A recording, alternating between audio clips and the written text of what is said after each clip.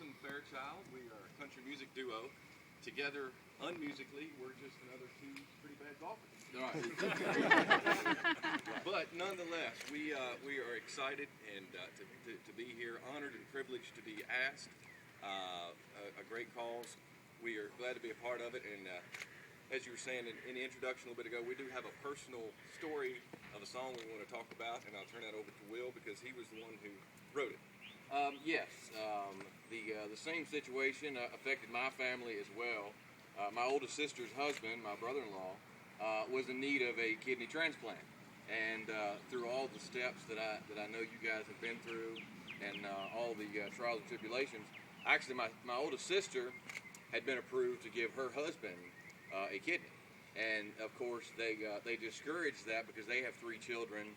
And in case any of the children ever had trouble, you know, just like your situation, it's even more at risk.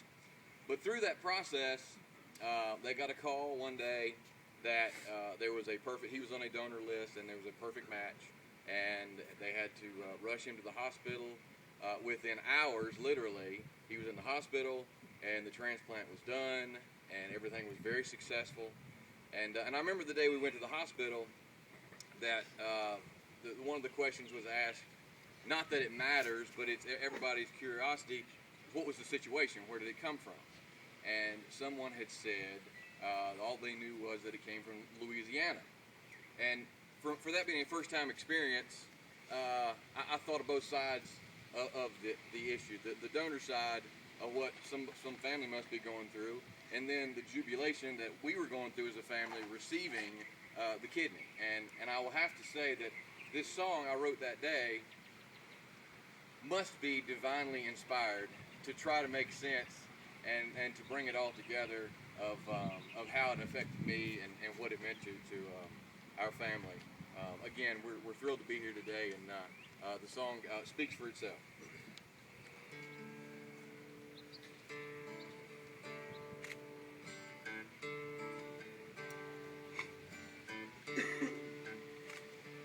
There's a family in Louisiana who's lost a son on Interstate 10, and a preacher standing hand in hand, asking for strength, remembering him.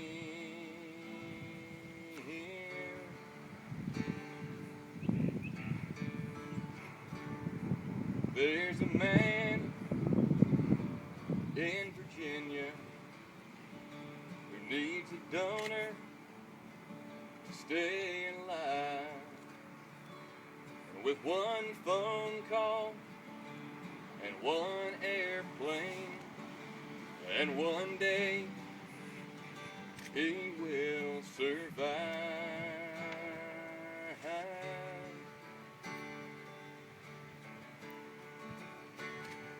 One man's sacrifice is one man's miracle.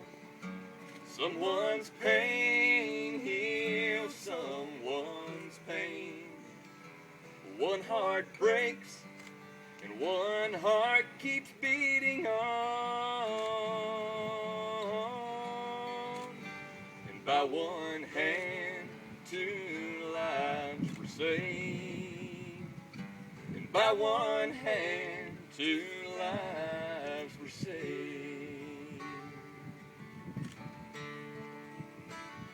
So when you're crying and you're praying because you don't understand, just remember who's got the answers.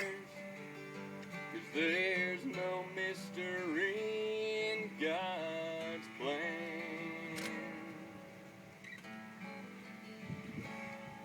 'Cause one man's sacrifice is one man's miracle. Someone's pain heals someone's pain.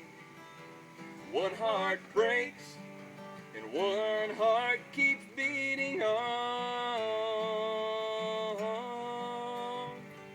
By one hand, two lives were saved. And by one hand, two lives were saved. And by one hand, two lives